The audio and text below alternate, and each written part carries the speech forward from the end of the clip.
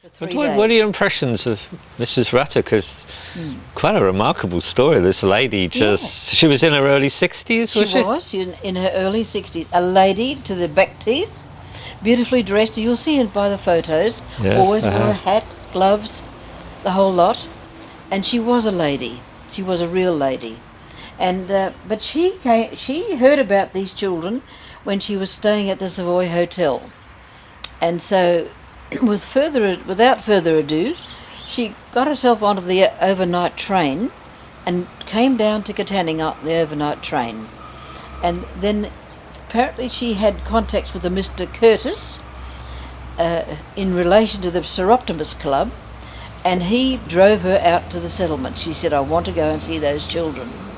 Now she lobbed out there unannounced. Wow. Yeah, unannounced to Mum and Dad.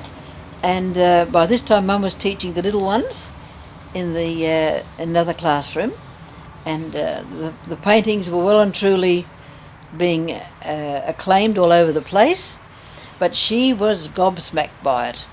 And so Dad gave her a bundle of stuff to take back with her to the UK, and she said, "Look, I'll give you £5 to buy the boys some sporting equipment." Of course, £5 in those days was a lot of money. And so she gave Dad the £5, and he bought more footballs and soccer balls or whatever it was they had. And yes, she was very, very interested in the children. She wanted to do something for them, and she determined that she would take this artwork.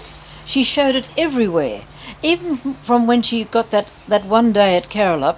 She would be at the hotel. She would be at club meetings that she was at. She'd be showing the artwork, and when she came back the second time, she had 3 days, and by this time she got Mrs. Vera Hack from the Savoy Hotel to drive her down there and stay in a hotel in Katanning, and they came out each day on a daily basis.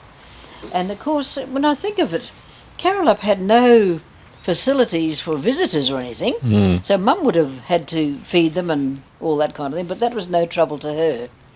And she would come out and she would spend the whole time in the classroom, watching everything the kids did, how they did it, what they did.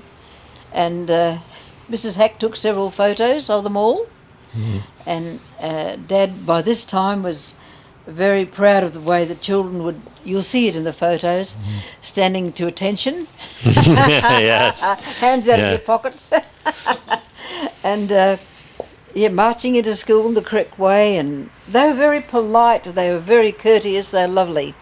Mrs. Rutter talks about the attentiveness, the caring nature. Yes. In fact, she actually says that white children should be as well behaved and caring and attentive as these Carrolup children were. Is that what you found? What did Exactly. They were like that.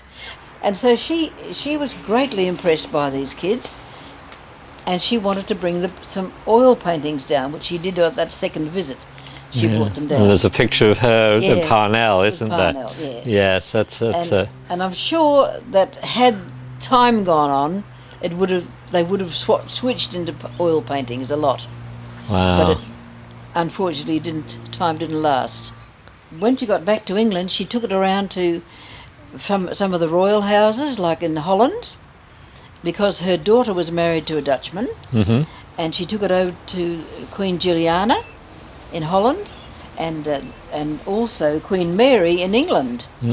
And there is a book here that is signed by Queen Mary,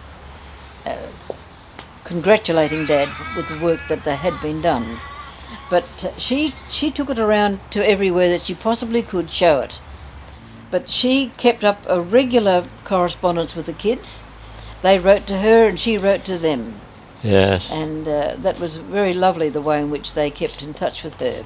Yeah, you could feel it through the letters, but for you to actually see it, and for your parents to see that. Oh, it was really lovely.